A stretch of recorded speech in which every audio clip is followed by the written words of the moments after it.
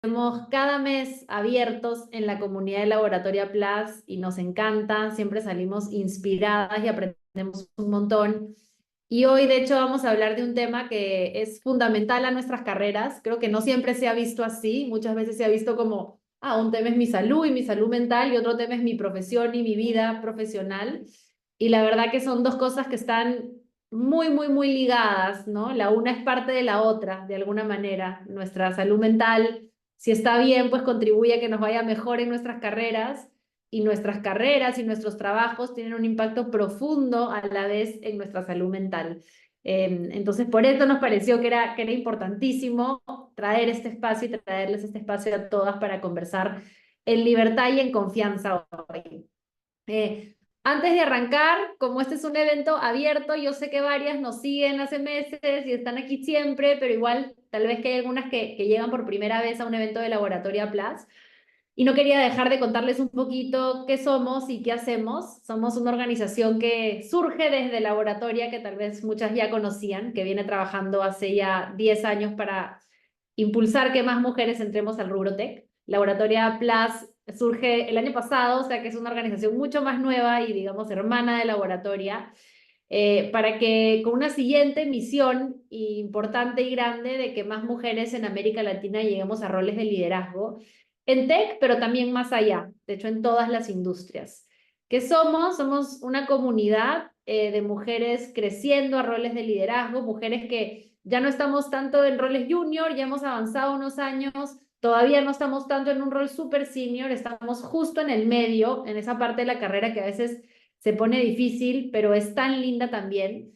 Y es un espacio en el que vamos a construir nuevas habilidades, a construir un abanico de relaciones lindísimas que nos permitan y nos impulsen a ir dando esos siguientes pasos en nuestras carreras. De hecho, somos un espacio que tiene un poquito de todo. Es un lugar bien lindo, donde la intención es que sea ese lugar al que podemos llegar cada semana para ir resolviendo nuestros desafíos en compañía. Tenemos cursos, tenemos mentorías, tenemos coaching, tenemos eventos de comunidad, grupos de interés y mujeres increíbles de toda América Latina que ya nos encontramos en Laboratoria Plus cada semana para ir creciendo juntas, ir haciendo que nuestras carreras también, justamente vinculado al tema de hoy, sean espacios que nos llenan, ¿no? Que nos llenan, donde nos sentimos en control y donde podemos también construir las condiciones que nos hacen bien como profesionales y como mujeres. Así que por ahí las esperamos, ahí les vamos a dejar el link donde se pueden crear una cuenta. Es una membresía, pero hay algunas cosas que pueden hacer de manera gratuita igual, pueden ir explorando y pues cuando se animen, ahí estaremos para encontrarnos en los distintos espacios que tenemos. Un par de consejos que siempre damos, las que puedan prender su cámara, se agradece un montón, nos hace sentir más cerca, más conectadas. Siéntanse súper libres de usar el chat de Zoom a lo largo de la charla, pueden dejar ahí sus comentarios, sus preguntas, sus reacciones y Paola y yo las vamos a ir tomando a lo largo de la conversación. Siempre al final igual abrimos para que ustedes mismas hagan sus preguntas. Y también este es un espacio de confianza, no siéntanlo así. Es un espacio en el que no juzgamos, más bien estamos acá para acompañarnos y apoyarnos en este camino por el que de una manera u otra todos recorremos con nuestros altos y nuestros bajos. Así que con eso, gracias a todas por estar acá y pues le voy a dar la bienvenida a nuestra querida invitada de hoy, a Paola. A Paola, de hecho, yo la conocí hace poquito, nos Sí, conocimos en México, tuvimos un evento de Laboratorio Plus muy lindo hace un par de semanitas. Tenemos varias amigas en común y ujú. conversamos un poquito juntas. Rápidamente me contó de ella, de su historia, de su vida y dije, Paola, tienes que venir al Laboratorio Plus. Hay Y aquí tanto que estamos. sí, así lo hemos logrado. Entonces, bueno, Paola tiene una trayectoria increíble, es comunicadora social, ha trabajado en temas de gestión, desarrollo de negocio, es consultora, fue por muchos años la directora de Time Out en México, así que muy metida en ese espacio también. Emprendedora, activista, docente, tiene múltiples facetas en su vida, como las tenemos todas. Y hace varios años está muy, muy, muy enfocada en este espacio de bienestar y de salud mental. Así que con eso te doy la bienvenida, Paola, y yo te presentaba Gracias. por encima, así que si quieres te dejo que nos cuentes un poquito más de ti, quién eres tú, y luego cómo llegas a este espacio en que hoy se ha vuelto un poco el corazón de lo que haces profesionalmente también. Pues bueno, primero gracias por invitarme, gracias chicas por conectarse. Una de las cosas que más disfruto es poder conectar con otras mujeres. Así que creo que vamos a pasar una hora increíble. Siéntanse, como dijo Mariana, en la libertad de escribir y que sea también esto una conversación entre, ya vamos 84 conectadas, que aquí vamos a estar escribiendo. Pues bueno, contestando un poco tu pregunta, yo estudié comunicación social en Caracas. Me especialicé, estudié comunicación social, mención marketing. eh, Entré a la universidad muy joven, entré a los 16 y salí muy joven también. Eso me gusta contarlo porque creo que marca un poco cómo llegué aquí a hablar de bienestar y, y marca un poco lo que fue mi trayectoria luego.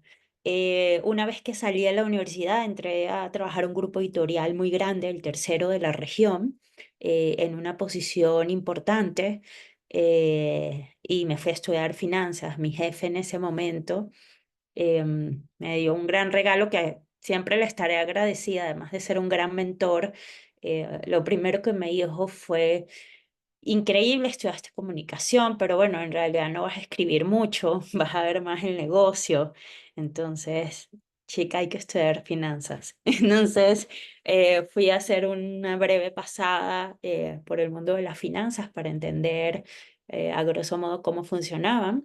Y en el camino fue aprendiendo mucho.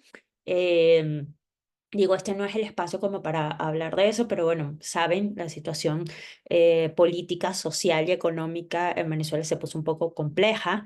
em, y yo decidí, además, que quería hacer cosas con las manos, porque realmente desde que había salido de la universidad, hasta hace entonces que decidí irme, pues toda mi vida estaba muy basada en hacer estrategias, en Excel, en números, en presentaciones. Y fue así como paré en Buenos Aires y estudié diseño y luego me vine a la Ciudad de México. Cuando en Argentina se empezaron a hablar de ciertos temas que para mí ya eran comunes, dije, no, no. Huyéndole al Sí. ciclo. Dije, no, otra vez no, por favor. Eh, y desde que llegué a la Ciudad de México hace 14 años,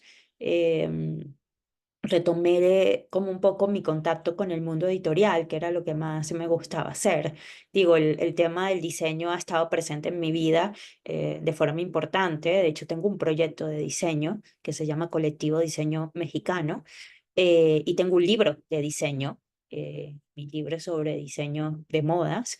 Eh, pero bueno, entré, como tú dijiste, estuve casi 10 años a la cabeza de Time Out.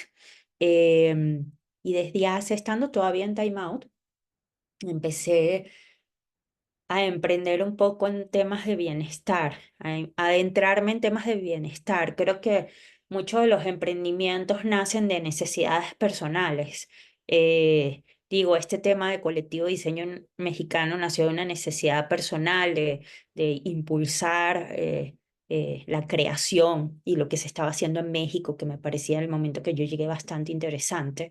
Había una movida creativa, una efervescencia de la que había que hablar y que había que impulsar, además.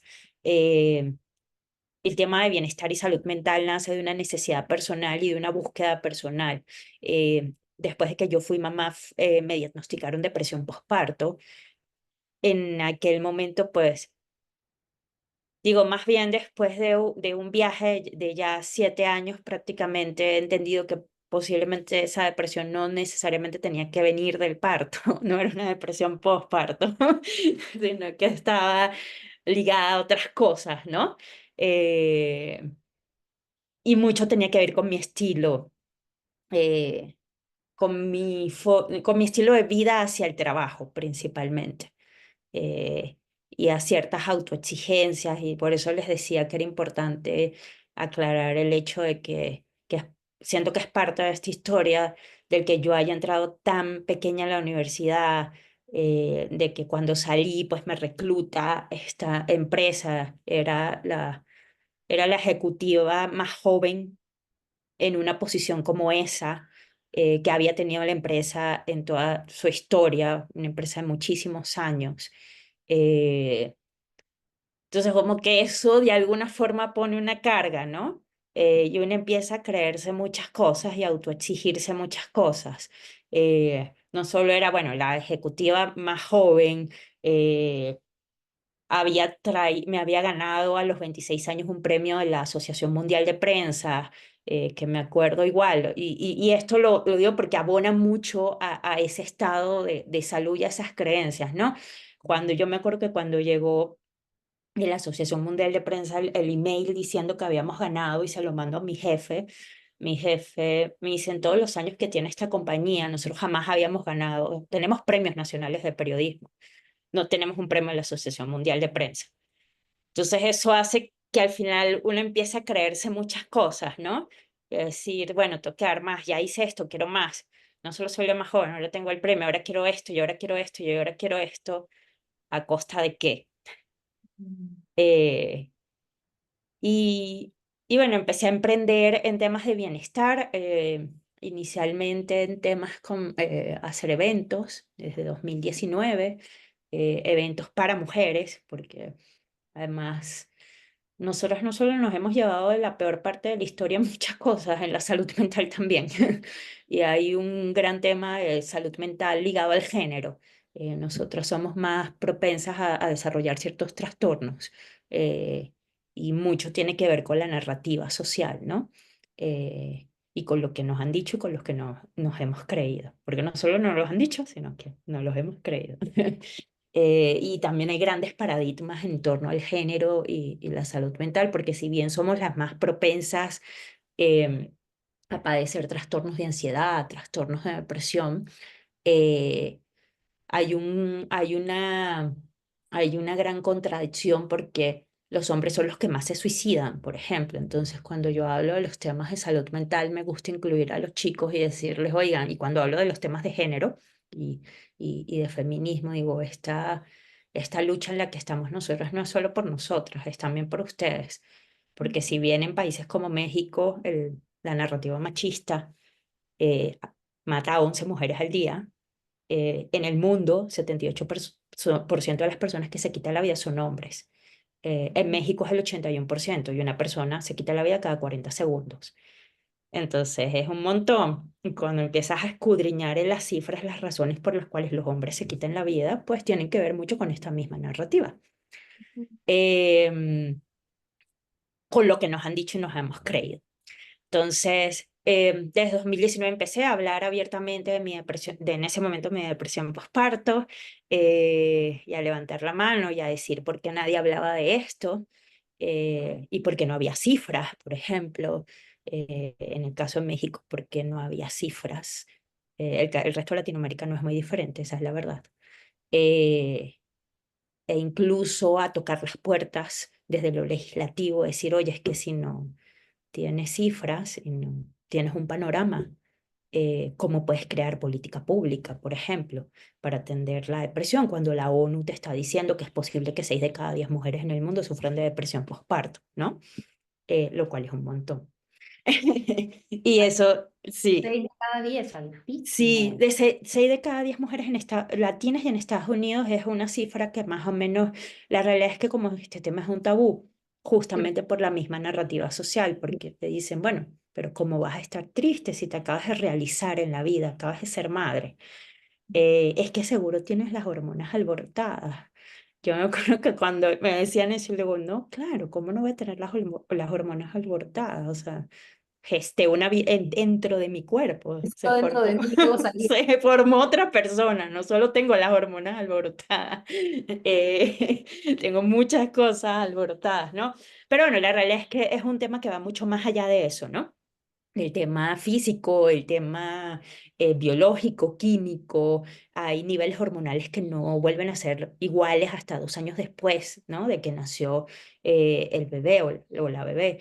Eh, Pero bueno, más allá de eso, yo seguí un poco con mi búsqueda, hablando sobre depresión postparto, luego hablando sobre bienestar en general, luego en 2020 empecé a a emprender sobre temas de bienestar y o en los espacios laborales, lo cual también es un tema muy importante.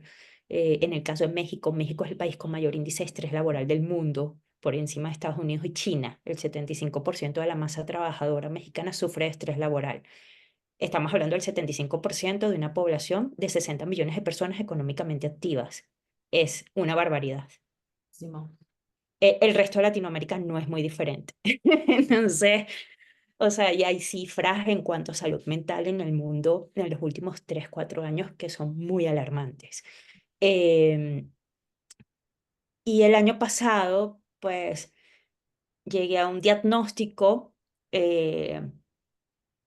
eh, llegó una explicación. Yo seguía después no, sí, hace 6 años, tienes depresión postparto. Eh, y antes de eso me habían diagnosticado hipotiroidismo, había tenido una pérdida antes de tener a mi bebé, entonces la razón parecía ser ese hipotiroidismo. Pero yo seguí como con esa búsqueda un poco de entender de dónde venía todo eso y justo el año pasado emprendí probando muchas cosas, la verdad. Em, Empecé un proceso nuevo en el que entendí de dónde había venido todo eso y donde tuve un diagnóstico un poco más claro. Para hacerles el cuento un poco más corto, pues desde que me diagnosticaron el hipotiroidismo, después sí que logré quedar embarazada, pero tomo una pastilla diaria y yo seguí teniendo ciertos síntomas, a pesar de que tomaba esa pastilla diaria y a pesar de que pude quedar embarazada. Entre esos síntomas hay muchos que son emocionales, eh, como estados de ánimos muy montaña rusa, como que se te cae el pelo, una cantidad de cosas. Las mujeres que están aquí, chicas que tienen problemas de tiroides, deben saberlo.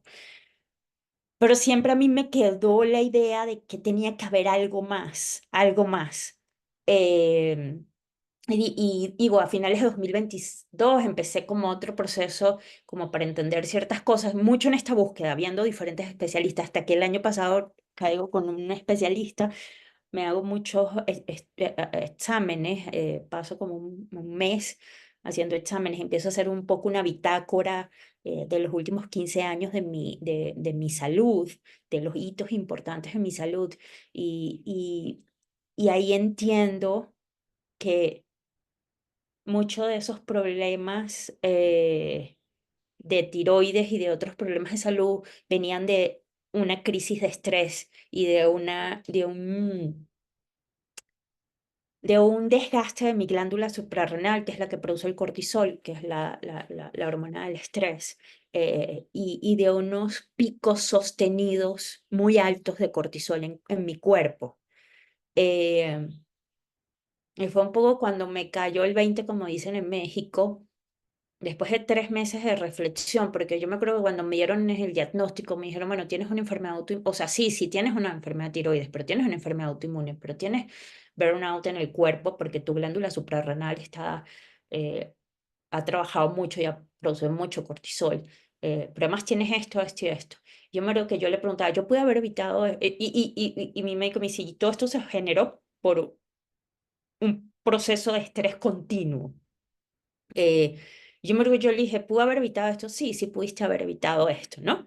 Y ahí fue un poco en ese proceso de reflexión y decir, yo pude haber evitado esto porque toda la vida voy a tener esto y voy a tener que tener ciertas precauciones y seguir tomando una pastilla y una cantidad de otras cosas. Quienes también tienen una enfermedad autoinmune saben lo que implica. Em, si a lo mejor mis creencias y esta autoexigencia o yo hubiese podido tener más herramientas para gestionar ese estrés, ¿no?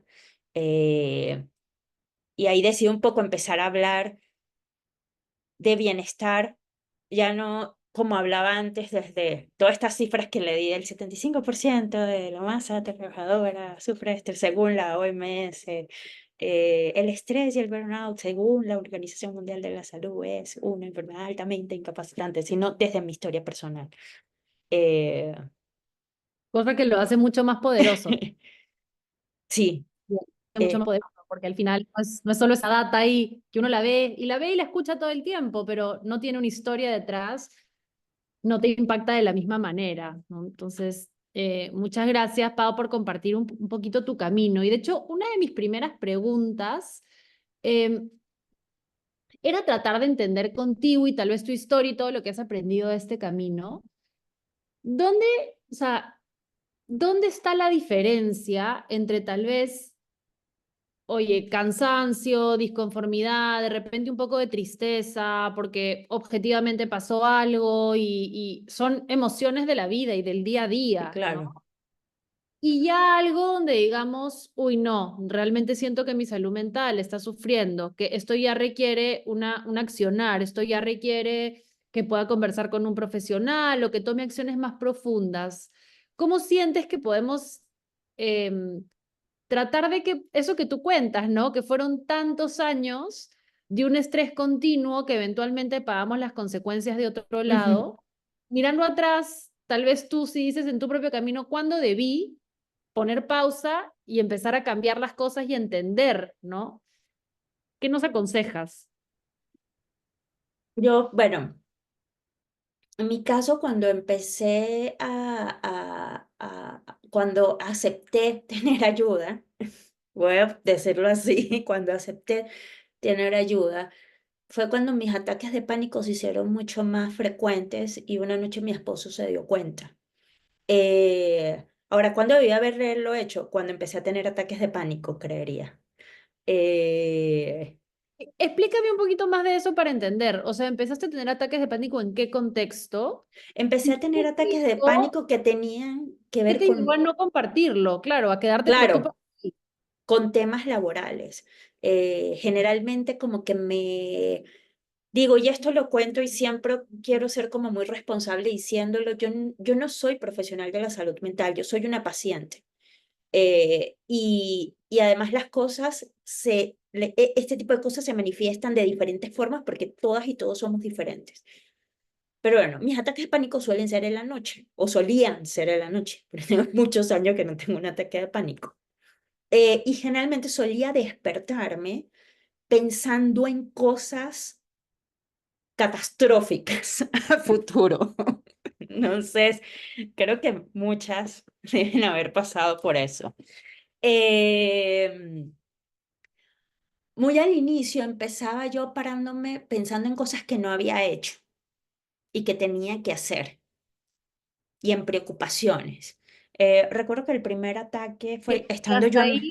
hasta ahí yo creo decir que probablemente todas Ah, levantamos sí, la sí, mano, sí, ¿no? Porque claro, creo que todas nos pasa que alguna noche, uy, no, me disparé para ir al baño y de pronto tengo esto, tengo esto, tengo esto, no he terminado acá, no he terminado allá y una se desvela. claro, totalmente. Pero bueno, te desvelas y cuando te puedes desvelar y no tener un ataque de pánico. Mm. Eh, En mi caso, como yo los he vivido, em, al principio yo no les ponía ese nombre, sino que, pues bueno, decían dentro de mi reflexión o dentro de, en realidad no sé si en esos momentos había reflexión o yo estaba muy en modo robot, en modo robot y en modo perfeccionismo, o sea, ¿cómo le voy a decir a alguien que anoche Yo tengo eso. yo, ajá, o sea, ¿cómo le voy a decir yo? No, no puedo, ¿entiendes? Entonces hacía como que nada pasaba, pero yo me levantaba, solía levantarme así, chum, ojitos abiertos, yo sentía que pasaba mucho tiempo, pero en realidad después entendí que no, que son procesos muy cortos o ataques muy cortos, episodios cortos, donde pasa todo al mismo tiempo y el cuerpo queda muy cansado porque es una taquicardia horrorosa, sudaba muchísimo, en algunos casos vomitaba, en algunos casos venía acompañado de dolores intestinales fuertes, en algunos casos venía acompañado con llanto. Lo que pasó fue cuando yo ya decido buscar ayuda después que nace mi bebé, cuando yo ya decido, no, cuando acepto buscar ayuda, una de esas noches en la que mi esposo sí se levantó y se dio cuenta y me preguntó que si estaba bien, que qué pasaba, yo le dije, es que me está dando un ataque cardíaco. Y aquí les voy a dar un dato nerd. La mayoría de la gente que llega a las urgencias de los hospitales creyendo que tiene un ataque cardíaco, lo que tiene es un ataque de pánico, porque un ataque de pánico podría parecerse un ataque cardíaco, porque en realidad sientes que el corazón se te va a salir. Y yo me acuerdo que yo le decía, es que no puedo respirar, me estoy muriendo, me está dando un ataque de pánico, un ataque cardíaco. Y él, que entendió todo, porque tiene una habilidad impresionante para entender todo y entender el mismo, no, no te está dando un ataque de cardíaco, tranquila, vamos a respirar. Eh, Logró como calmarme. Eh, Después de esos episodios yo quedaba muy cansada, entonces generalmente sí lograba quedarme dormida a las horas, pero lograba quedarme dormida porque, bueno, el cuerpo hizo muchas cosas en muy poco tiempo, sudó, el corazón, además se dilatan las pupilas, o sea, hay una cantidad de procesos físicos que van ocurriendo. Y cuando nos levantamos al día siguiente, él me dijo, ¿desde cuándo está pasando esto? Dos, necesitamos buscar ayuda. Y yo me acuerdo que todavía...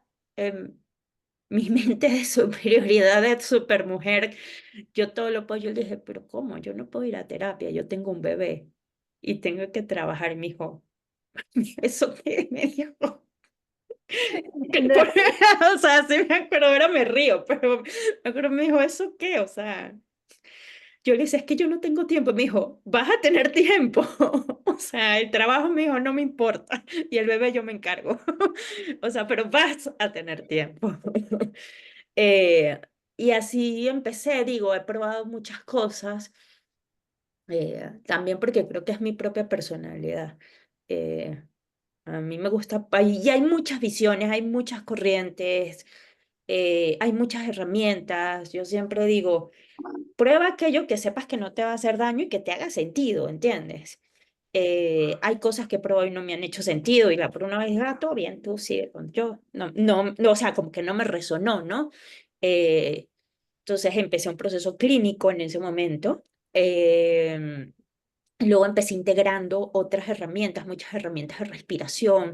Yo me acuerdo que yo llegué a un punto que le decía a mi terapeuta de ese momento, después de varios meses, le decía, yo ya entendí cuándo me va a dar un ataque de pánico en la noche en función de mi día, de cómo había tenido el día, de ciertos pensamientos, de ciertas cosas. Y entonces yo ya me preparaba para que a la noche eh, no pasara nada, ¿no? Hasta que llegó un momento en que dejaron de aparecer, básicamente.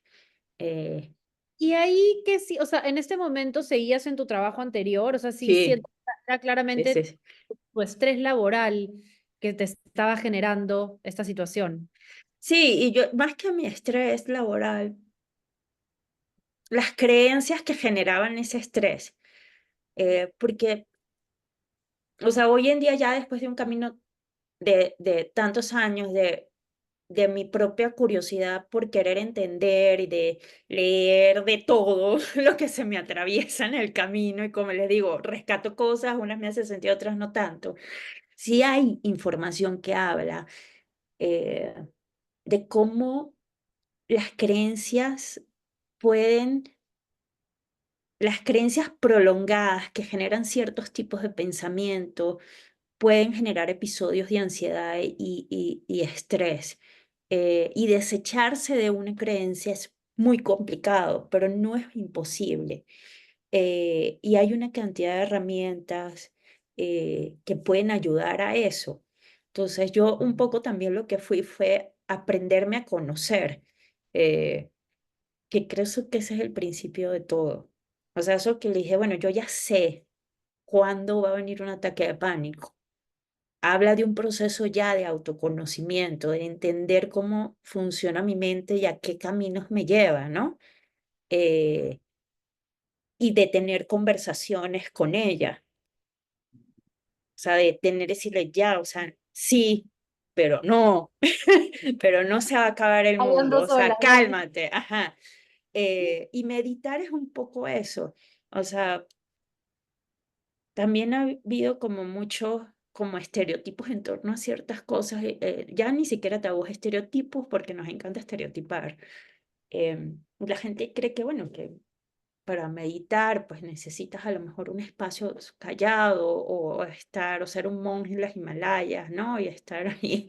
O sea, no, meditar también implica tener una conversación con tu mente y preguntarle por qué. O sea, yo llegué, y eso es algo que me enseñó mi terapeuta actual, a llegar a decir, es que me está volviendo loca. Y me dijo, ¿quién? Que esta señora no se calla, no se calla, me está volviendo loca. Y dice, pero pregúntale por qué, o sea, ¿de dónde viene todo eso todo ese bombardeo de información que está todo el día dándote vuelta? em, y empieza a desmenuzar de dónde vienen esos pensamientos y de dónde vienen esas preocupaciones y si realmente están ahí. Hay un ejemplo que hay un psiquiatra con el que trabajo, que es un gran amigo, y cuando él da pláticas conmigo, él pone un ejemplo que a mí me encanta, cuando él trata de explicar qué es el estrés. Y él dice, bueno, el estrés no necesariamente es malo, es un mecanismo de supervivencia que tenemos. Y él dice, si en este momento, detrás, aquí detrás, bueno, ahorita lo tengo blureado, chicas, pero me mudo mañana y todo está lleno de cajas. Atrás aparece un león. El estrés es lo que va a hacer que nosotros salgamos corriendo y salvemos nuestra vida. Y para que eso ocurra, pasa una cantidad de cosas que, claro, nosotros no nos damos cuenta, pero que el cuerpo tiene que hacer. O sea, la sangre baja, hay un cambio en el ritmo del corazón, puede haber sudoración, la glándula suprarrenal empieza a producir cortisol, que es la hormona del estrés, y todo bien con eso, porque nos queremos salvar. El problema está cuando nuestra mente cree que el león está todo el tiempo atrás, que no se ha ido, porque cuando el cuerpo hace ese proceso, el cuerpo tiene además un mecanismo que se llama la homeostasis, que hace que un tiempo después, muy corto, todo eso que ocurrió, sangre, cortisol, vuelva a sus niveles normales. Pero cuando nuestra mente cree que el león está todo el tiempo atrás, todo el tiempo está mandando la orden a seguir produciendo cortisol y a todo lo demás. Y entonces no, ahí es cuando es complicado. Em, pero bueno, contestando un poco a tu pregunta original, pues sí, empecé a pedir, acepté pedir ayuda eh, cuando empecé a tener 2 ataques de pánico a la semana.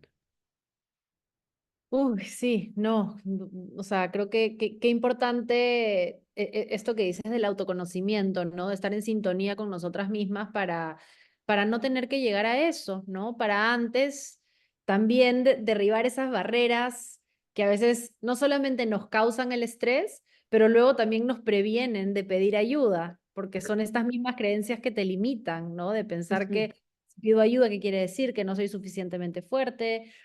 De hecho, tenemos en Laboratorio Plus también un taller que habla todo sobre creencias limitantes. ¿Cuáles son esa voz, ¿no? de la crítica interna que todas tenemos, que muchas veces tiene su origen en nuestra infancia, de pensar que no eres suficiente, que si no haces las cosas de esta manera no se te va a aceptar, que para ser querida tienes que cumplir con esto, lo Ujú. otro. Y es como que esta voz que te acompaña y creo que si no la aprendemos a gestionar, a veces gana, ¿no? Gana y toma un poco el control de todo lo demás y se vuelve tu voz predominante y pues influye de manera profunda en las exigencias que nos ponemos a nosotras mismas y por consecuencia el estrés que estas nos generan. Y bueno, y siendo mujeres tenemos como, digo, por eso es que cuando sí vas, o sea, cuando sí ya vas a hablar de estadísticas como tal, pues no te extrañan esas estadísticas y somos más propensas a todos estos trastornos porque la narrativa no ayuda. O sea, la narrativa nos dice que tenemos que ser las mejores mamás, pero que bueno, ¿qué implica ser la mejor mamá? Narrativa te dice que, bueno, ya eres mamá, bueno, tu vida, tu carrera profesional se acabó. No vas a crecer, porque además estructuralmente las sociedades no están hechas para las maternidades. Es bastante irónico porque venimos de ahí. Sin maternidades no hay, ni paternidades no hay sociedad, básicamente. Pero no están hechas para eso. Estructuralmente el sistema no está hecho. o en México apenas estamos peleando por un sistema nacional de cuidados.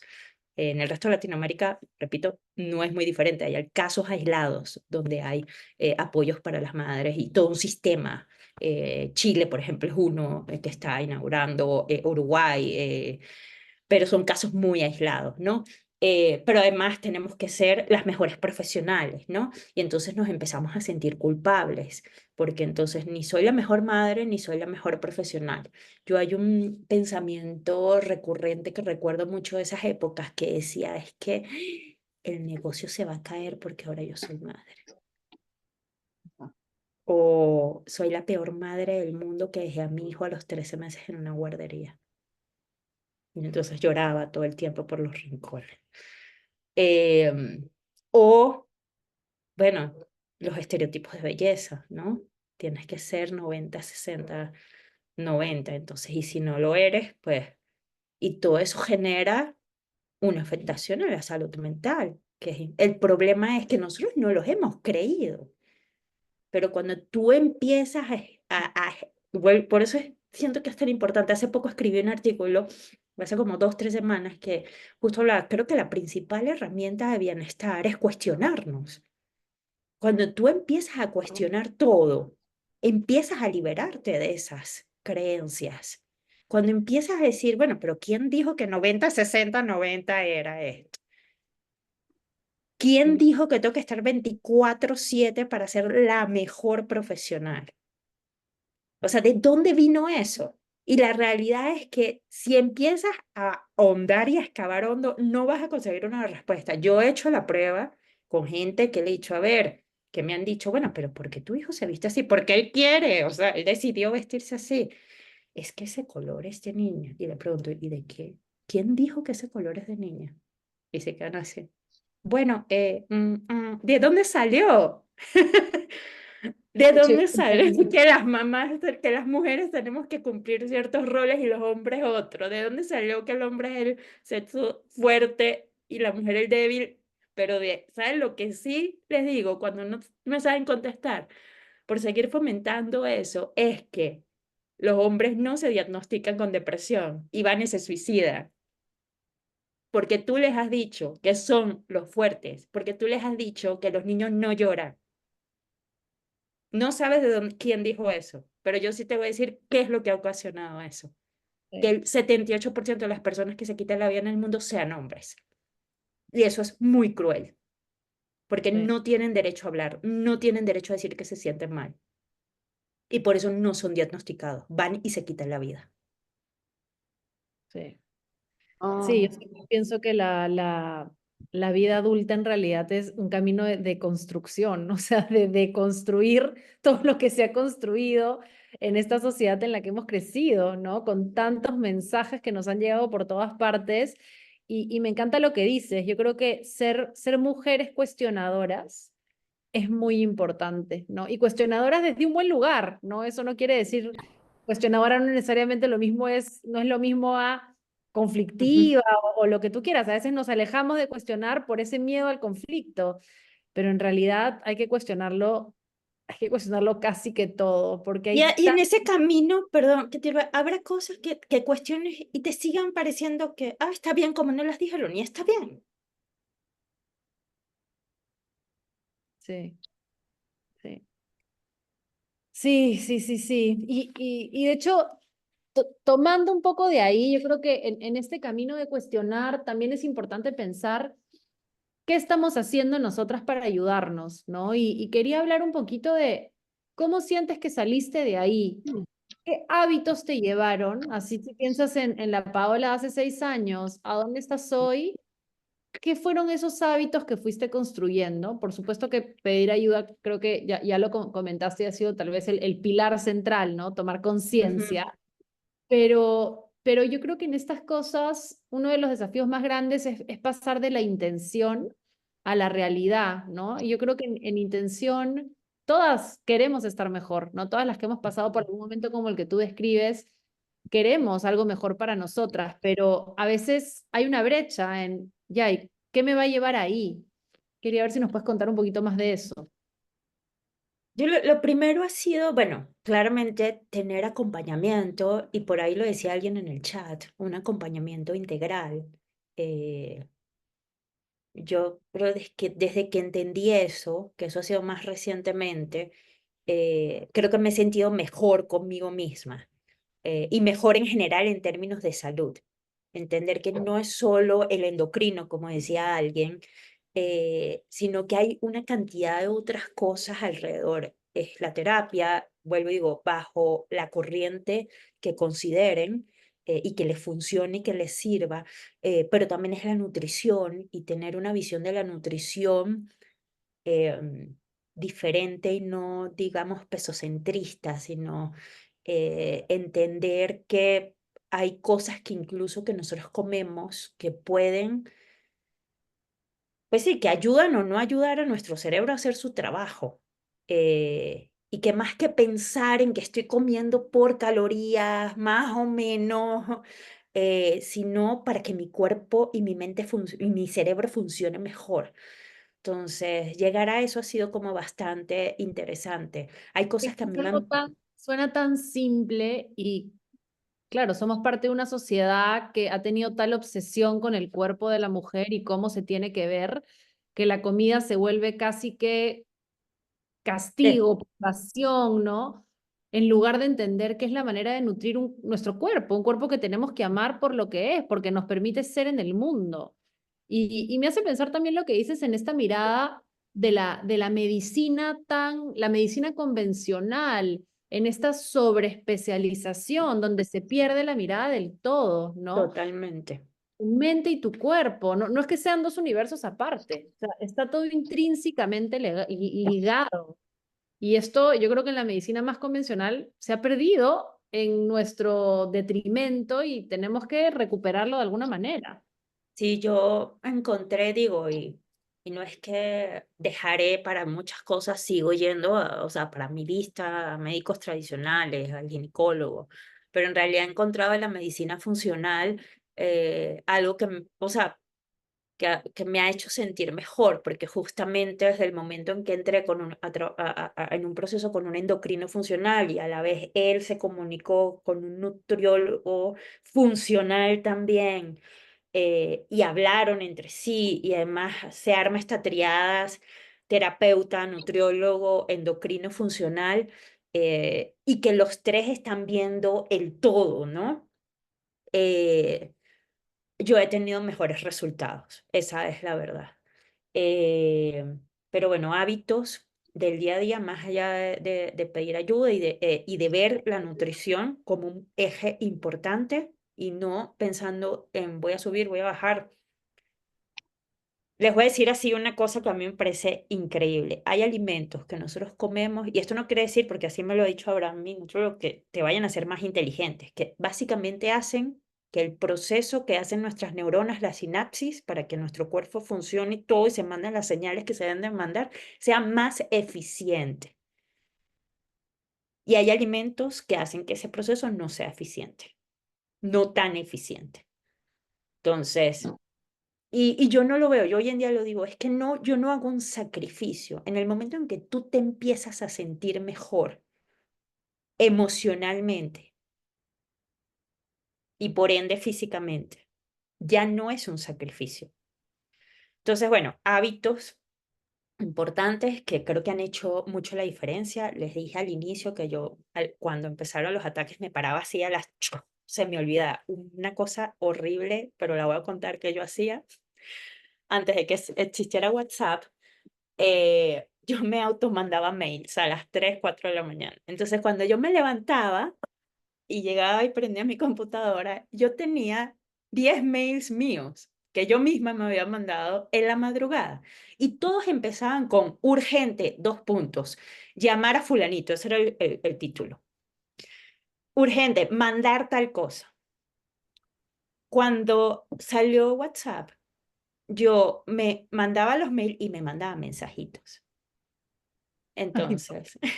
claro, ¿cómo podía descansar? Porque si yo cortaba mi ciclo del sueño y seguía pensando en eso.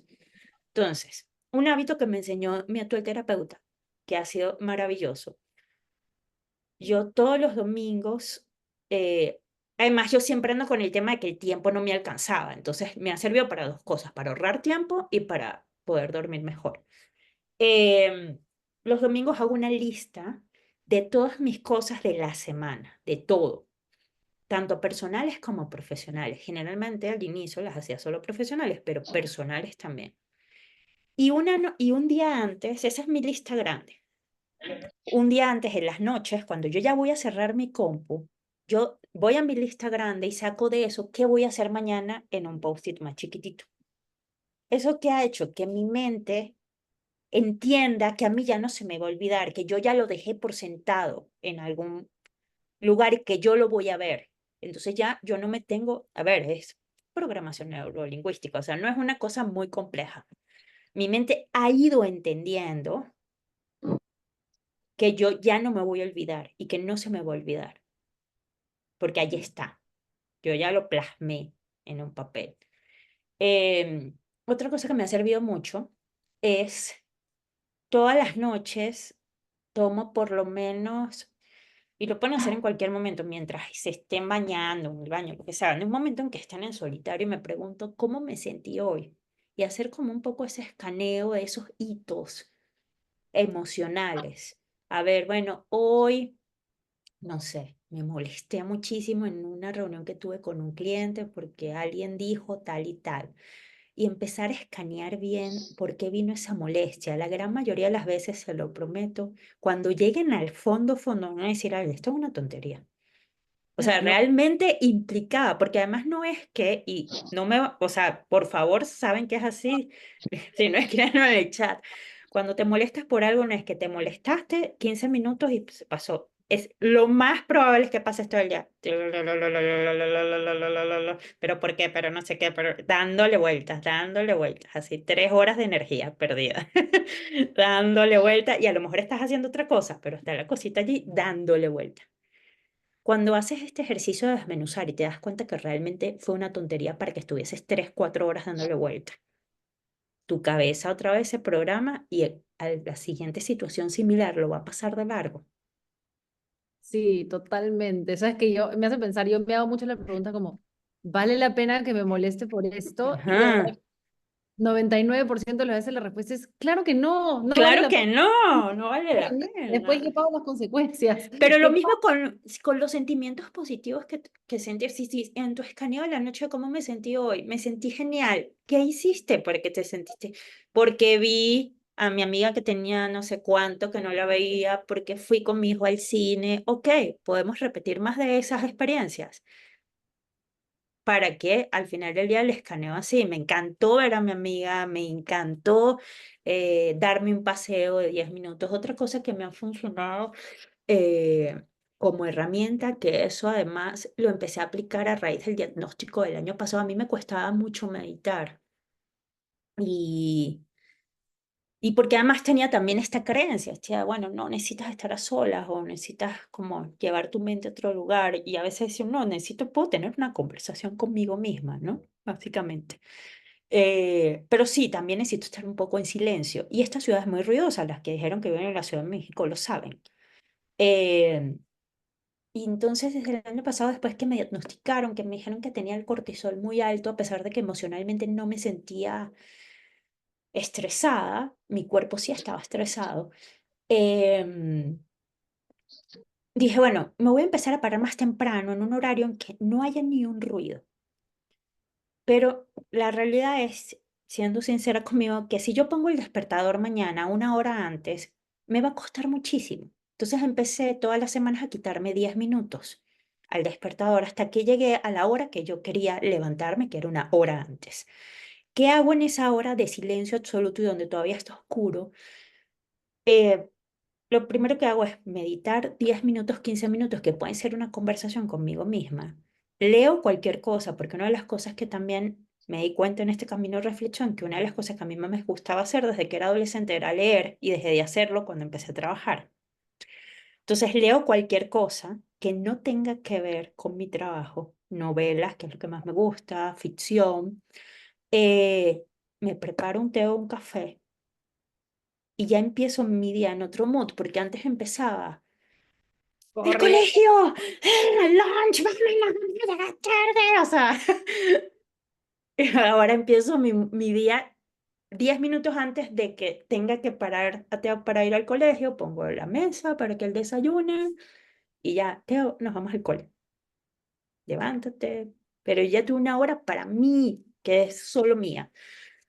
Otra cosa que se me hace súper importante y que también he practicado, hay una psiquiatra española que se llama Marian Rojas, seguramente muchas las deben conocer, tiene unos libros que son bestseller, tiene, ella habla mucho de una práctica que ella hace, que ella dice, bueno, vivimos en este mundo tan estresante, donde hay cosas agentes estresantes externos que nosotros no podemos controlar. O sea, no puedes controlar que vives en una ciudad donde el tráfico puedes hacer hasta 2 horas para movilizarte.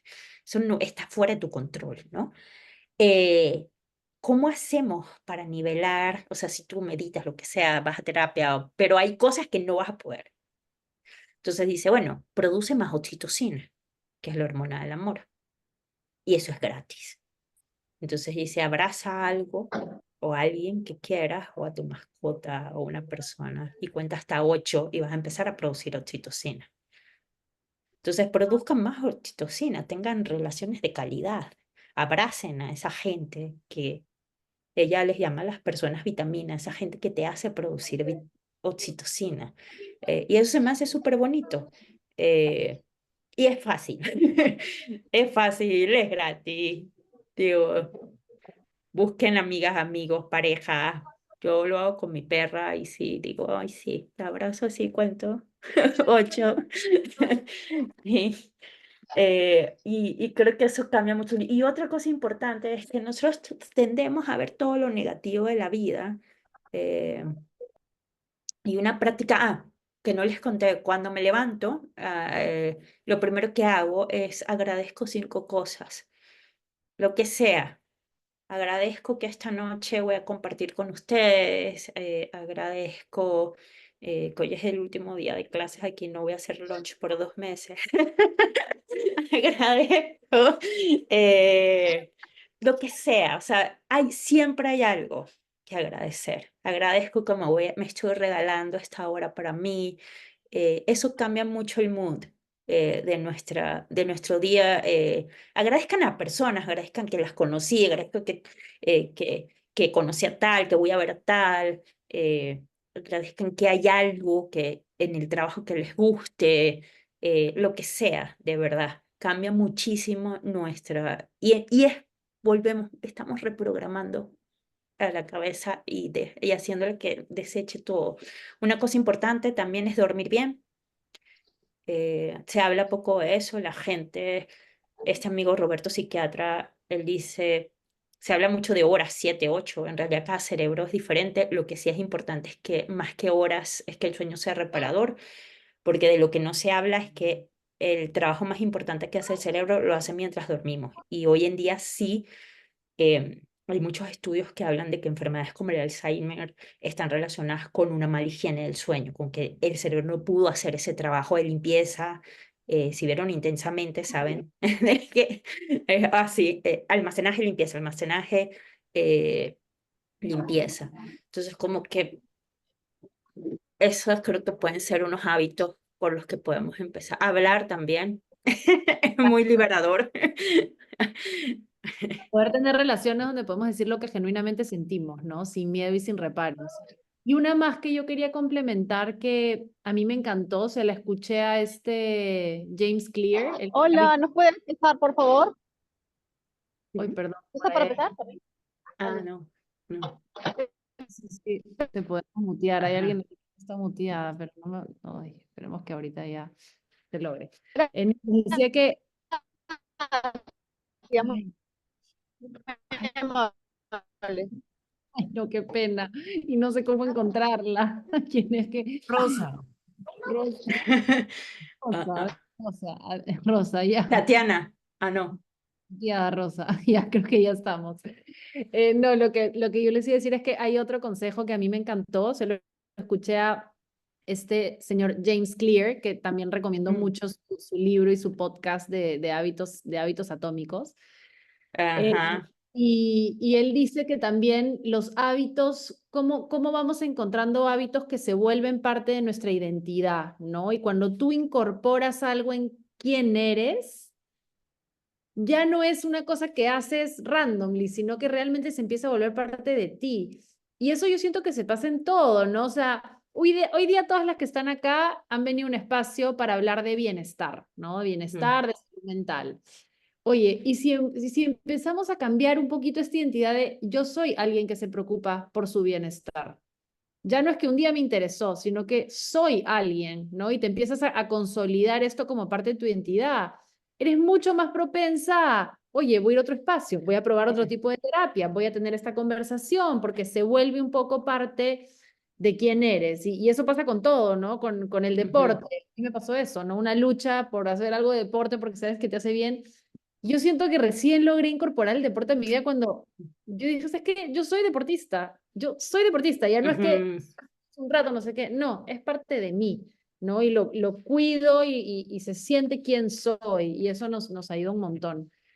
Em, Oye, no sé cómo ha pasado esto, pero se nos ha pasado una hora y ni siquiera pude abrir las preguntas, perdónenme, muchachas.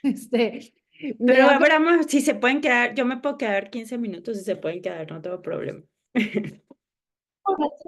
Sí, eso sí, si algunas se pueden quedar unos 10 minutos más, las que tengan que partir Ya, partan, sí, gracias por estar acá, pero si tienen preguntas un par, perdón que se nos fue la hora, me gustaría al menos poder recibir unas 2 o 3 preguntas, si es que las hay, ¿no? Si no, igual todos han comentado un sí. montón. Si es que tienen, si quieren pueden levantar su mano y muchas gracias, Paola, podemos dar unos minutitos más para eso.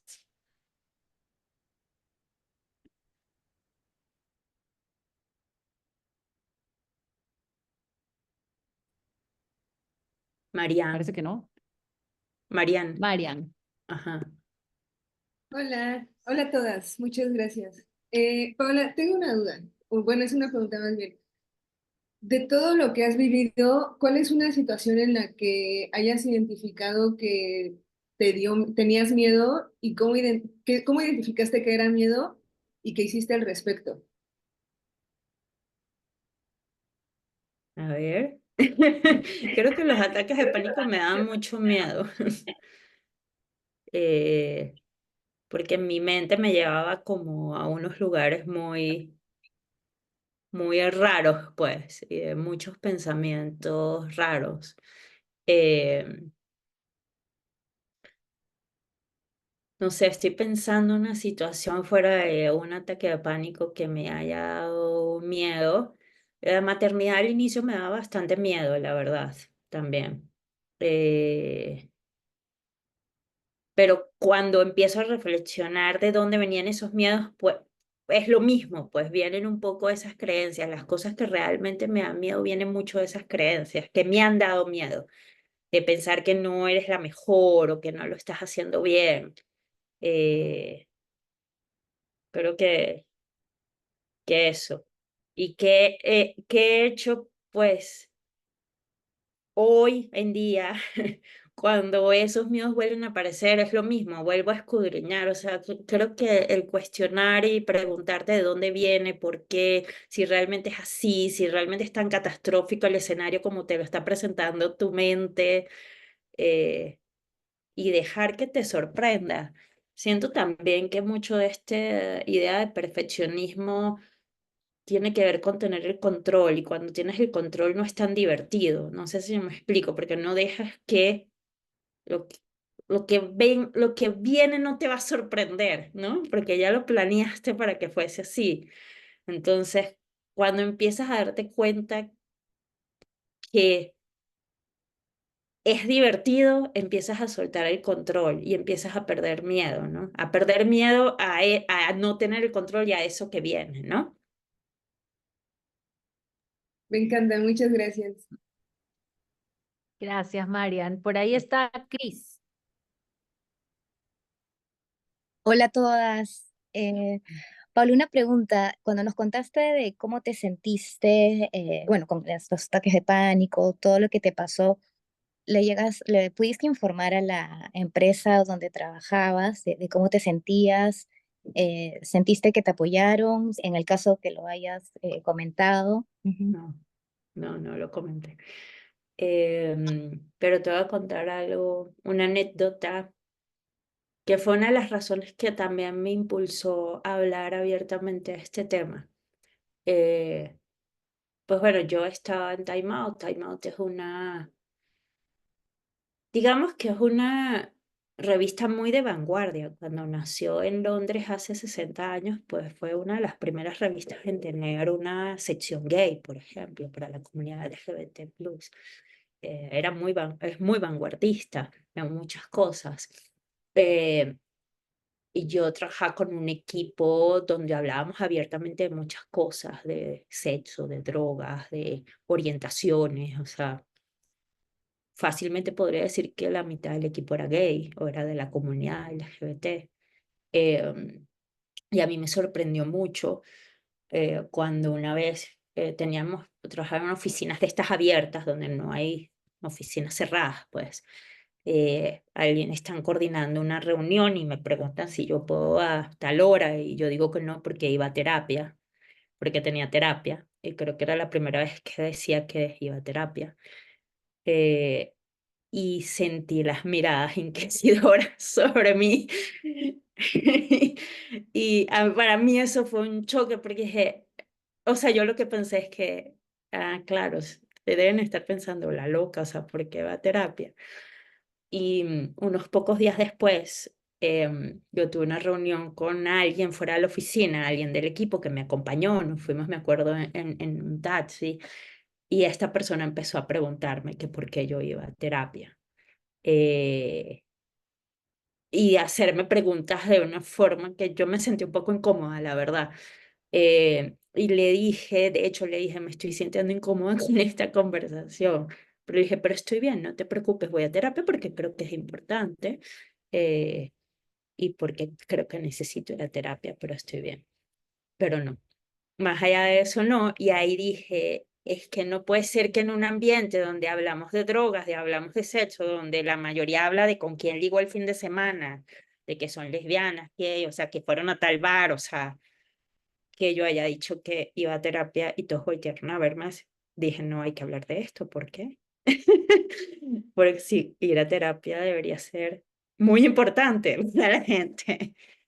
Y yo creo que en esa línea también es importante estar en entornos laborales donde si vemos que tengas que contar todos tus problemas personales, Claro, eres, tampoco estés con ese sentimiento de que estás ocultando algo importante de ti, ¿no? Y yo creo que ese sentimiento de que "Uy, todo esto que es mi mundo no lo puedo develar, nadie tiene idea, que tengo todo este otro contexto, como que te hace sentir que no puedes ser tú. Y creo que eso también es importante encontrar entornos donde sí podamos sentirnos que podemos ser nosotras. sí, yo tengo amigas que hace 15, 20 años iban a terapia y amigas que, no voy a decir dónde, que trabajan en un canal de televisión internacional con sede en Estados Unidos, muy de vanguardia también y con presencia en toda la región. Y ella no decía que iba porque ella decía, es que yo no puedo decir eso hace, no más, como 20 años. Decía, no puedo decirlo en la oficina que voy a terapia. Por eso es importante que hoy estemos hablando de esto, porque necesitamos normalizar la conversación. Yes. Gracias, Cris. Nayeli, vamos contigo y Claudia, y ya ahí cerramos para ya no quitarte más tiempo, Pau. Gracias. Paola, pues muchas gracias por compartir tu historia, que es como muy íntima y pues nos ayuda a todas. ¿Qué cosas tuviste que empezar a cambiar en tu dinámica, no solamente en tus hábitos personales? Hablaste mucho desde tu construcción personal y cómo empezar, obviamente, por ti, pero la realidad es que cuando tenemos cualquiera de los dos mindset de los que nos hablaste, de demasiada exigencia o de la otra de preocupación de esa demasiada exigencia, también nos relacionamos con los otros de cierta forma, ¿no? Y vamos cambiando también lo que les exigimos a los demás, lo que esperamos escuchar, lo que les permitimos. Entonces, ¿cómo cambió esa dinámica específicamente en tu campo laboral? No solamente de hablar o no si estoy yendo a terapia o no, ¿qué empezaste a hacer diferente y a qué tuviste que renunciar en ese camino? Empecé a poner límites. Yo creo que no he tenido que renunciar a nadie. Justamente, o sea, no lo llamaría una renuncia.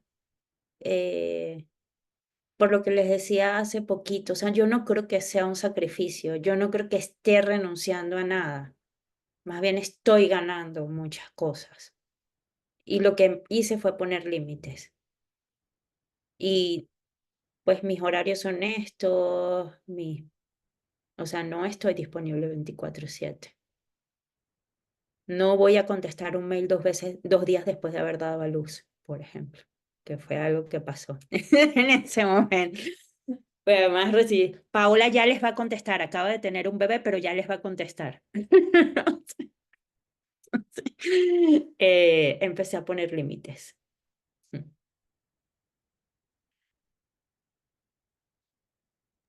Gracias, Pau. Entonces, Claudia, vamos contigo. ¿Qué tal, Paola? Oye, muchas gracias por tu testimonio. De hecho, eh, ayuda muchísimo escucharte en el día a día. Es difícil. Yo tengo una hija de 3 años y me pasa que a veces opto tengo claro que tengo un plan de bienestar, tengo claro que yo tengo que ponerme primero porque estar bien yo también me ayuda a ser mejor profesional y mejor mamá, mejor esposa, etcétera. Pero ¿sabes qué me pasa muchas veces? No sé, estoy haciendo ejercicio o estoy en un curso o estoy dedicando tiempo para mí y me viene un sentimiento fuerte de culpa de este tiempo podría estar con mi hija, que no me ve poco, o estoy en un curso porque legítimamente quiero ser mejor profesional porque disfruto lo que hago y pienso, ay, mi esposo está solo en casa. Ese sentimiento, aunque tengo claro mi plan y todo, me acompaña siempre cuando me enfoco en mi plan de bienestar, como que si estuviera siendo algo egoísta. No sé si me entiendes. No Sí, sé si te pasó y si sí, lograste claro. dar ese salto, porque lo sigo teniendo, lo sigo teniendo y me cuesta. Yo creo que eso fue lo más difícil, Claudia, y no es que, a ver, yo digo que este es un trabajo diario. Por eso yo les dije, yo soy paciente, siempre voy a ser paciente, porque este es un trabajo diario, todos los días. Y además, ahí hay una cosa importante y me voy otra vez a las cifras y a la ciencia. Em, Cuando tienes los índices de cortisol altos, sueles tener los índices de serotonina más bajos. Y cuando tienes deficiencia de serotonina, en el caso de las mujeres, se suele generar mucha culpa. Se suele traducir en qué sentimientos de culpa. Entonces yo tiré, empieza a buscar cómo subir la serotonina para bajar el cortisol, ya hablando como de lo más químico, ¿no? Ahí, eh, incluso desde la nutrición se puede hacer, eso es lo que a mí me parece maravilloso. El cuerpo humano es impresionante, de verdad. Y el cerebro también, digo, y sabemos tan poco de él, pero de lo poco que sabemos, em, puedes jugar un poco con cierta suplementación para bajar los índices de cortisol y estimular la serotonina, pero también empieza a terapiarte tú misma y pensar lo que tú misma te lo dijiste. Cuando tú estás bien, tu hija va a estar bien también. Parte de poner límites incluso fue poner límites con mi hijo, decir, mamá necesita este espacio. Mamá necesita salir a tomar este taller. Eh, yo desde hace varios meses estoy, todos los sábados tomo un taller de escritura y dibujo creativo con 8 mujeres más, que para mí es un espacio hermoso y precioso. eh, y llego muy llena de oxitocina y serotonina.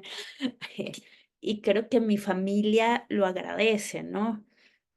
O involucrarla también a ella, no sé, yo hago ejercicio con mi hijo, por ejemplo.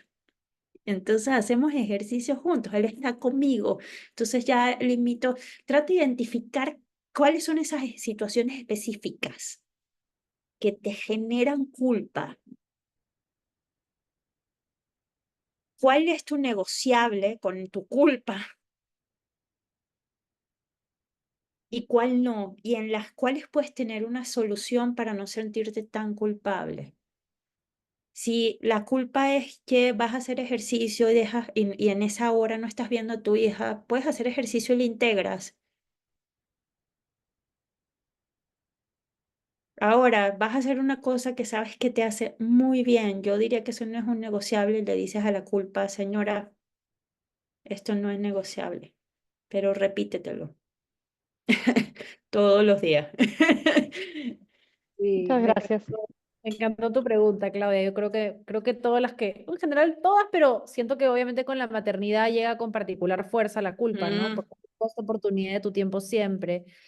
Y con más fuerza yo creo que hay que defender nuestros espacios, porque yo también creo que este es un trabajo de, ¿sabes qué? De reconocer que somos merecedoras de esos espacios. Muchas veces yo, también es la crianza con todas estas normas de género, ¿no? Y la crianza machista al final, de la mujer entregada, de la mujer que siempre la da todo por todos, de la mujer que tiene que estar siempre al servicio de los demás. Y esa no tiene que ser la mujer que somos hoy. O sea, podemos tener de eso. Yo soy cariñosísima con mis hijos y me encanta atenderlos y me encanta estar ahí para eso, pero no todo el tiempo soy ella, ¿no? También me tengo que cuidar a mí. Y a mí eso me ayuda a batallar un poco con mi culpa y simplemente no hacerle tanto caso. Y yo me voy a hacer mi deporte, voy a salir con mis amigas y a veces me siento culpable de estar ahí y después digo, ¿sabes qué? Chao, voy a seguir acá porque esto me hace bien a mí y en consecuencia le hace bien a mi familia también. Entonces, es como una conversación constante, como bien decía sí. Paola, al comienzo, para darnos nuestro espacio también. Bueno, nada, Pau, agradecerte enormemente por compartir tu historia, creo que ha sido lindísimo. Somos puntualísimos, primer Talks Plus de la vida que nos hemos pasado por 15 minutos, pero creo que ha valido la pena para escucharte, así que gracias por compartir. Gracias a Gracias ustedes por escuchar. Sí, ya te vamos a invitar a otros espacios en Laboratorio Plus, sin duda. Y gracias a todas, chicas, por sumarse. Ahí las esperamos en nuestra comunidad que está hermosa, en verdad, y hace justamente que yo creo que todos estos desafíos que tenemos de maternidad y carrera y tantas cosas a la vez, los podamos recorrer en compañía de otras mujeres que son parte del Laboratorio Plus, de nuestras mentoras, que son así, esas experiencias de vida que nos guían de compartir intereses y darnos un espacio para nosotras que nos merecemos y que es importante invertir el tiempo y el corazón en eso también. Así que por ahí las estaremos viendo pronto, ojalá. Un abrazo muy grande a todas y mil gracias nuevamente, Pau. Gracias, Muchas gracias. gracias. Bye, chicas. Gracias. Gracias. Bye. Bye. Gracias. Chao, muchas gracias.